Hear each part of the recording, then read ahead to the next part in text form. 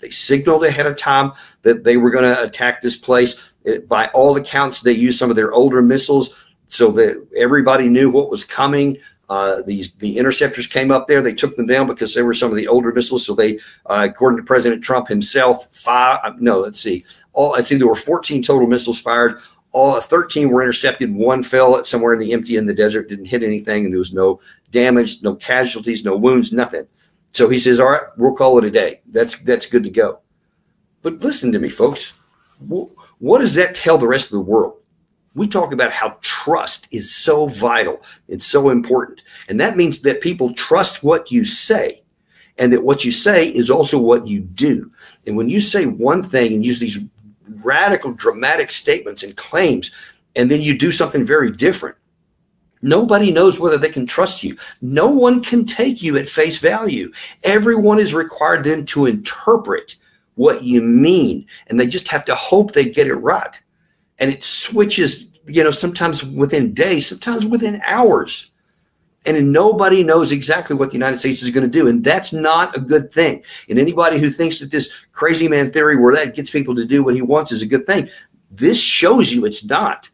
Because now he's trying to just end the war. And I don't know what he said to Israel to get them to stop, other than, and let me point this out, there's a good reason why Israel would want a ceasefire, because they're getting pummeled every single day. And their Iron Dome, their Arrow 3, their David Sling, their THAAD, their Patriot system, all that stuff is only partially successful. They're running low on missiles, and every day those missiles are getting through and causing severe damage. And as I pointed out, it appeared that Iran had the capacity to maintain this indefinitely. And they could come with 20, 30 missiles on a day and be able to cause that kind of damage every other day, some kind of consistent path, and Israel couldn't stop it. And they can't endure that. Yes, Israel was also throwing lots of missiles at Iran, and they were also being hurt. But Iran probably had a better chance to suck it down because they're a much, much bigger country. Israel has about 6 or 8 million Israeli Jews, and Iran has something around 90 million Persians. So Iran has a lot more capacity, and they can endure a lot more. Their country is spread out. It's harder to hit a lot of this stuff. It's harder to find out where it is. If you're getting into a missile war of attrition over a long period of time, folks, Israel can't handle that.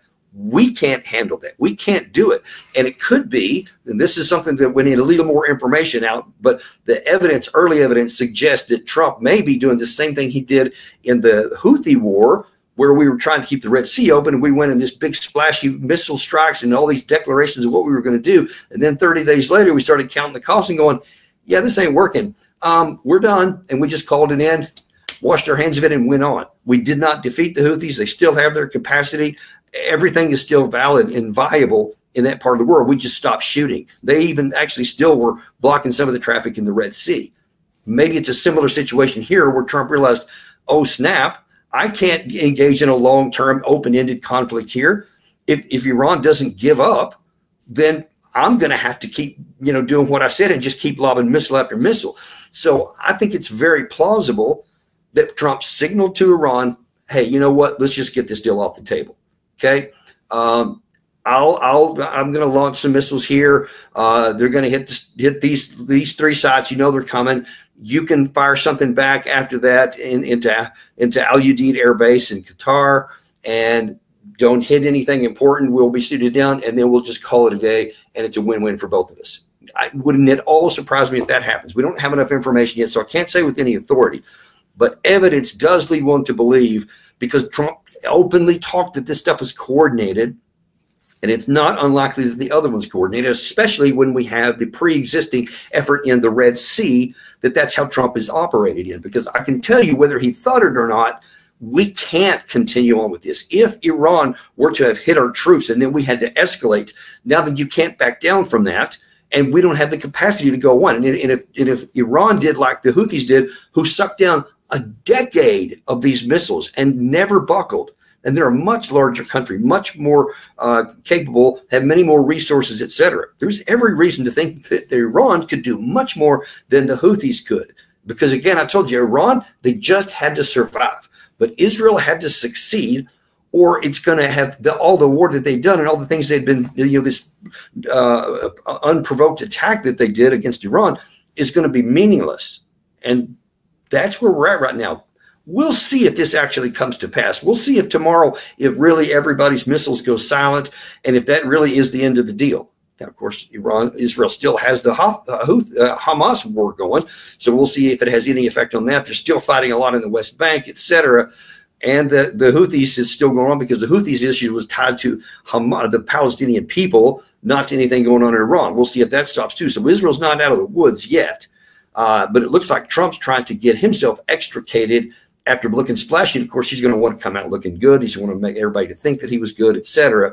We'll see how it's going to go on. But I'm just telling you, this is still very tenuous, and we won't know for some time probably what happened to all that nuclear material when it was taken out of these sites. It's also quite possible, back to my previous theory, that coordination was going on, and that's the reason why they took that stuff out of there, because they knew where the strikes were going to come, so they got the stuff out. They knew when they were going to come, so they took all that stuff out. Or else they were just lucky. Don't have enough information yet to say. But what we can say is something was going on there, lots of trucks going out, and they said openly, both before and after, that they had moved a lot of that stuff out. Where is it now?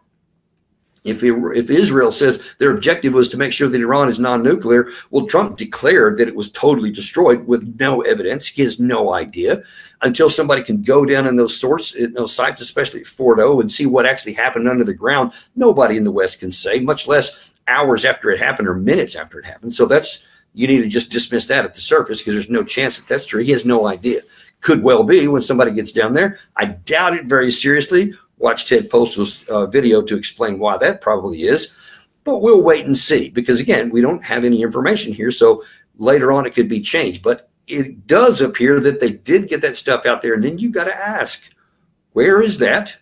What's going to happen to it? And what is going to happen to the Iranian regime? Because there is every reason for them to calculate and conclude that the only way they can guarantee their national security is to rush to a bomb. Wherever that stuff is gone, it's almost certainly out of IAEA control now. No more of the people that are monitoring this stuff, they probably don't have access to it now, because Iran probably moved it somewhere that was secure.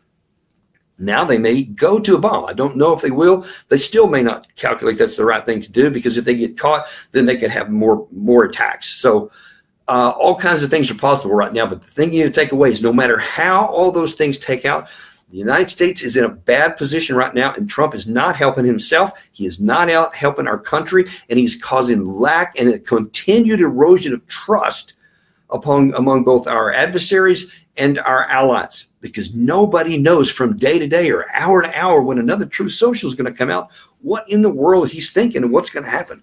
I'm just telling you, folks, that kind of stuff is not good for us.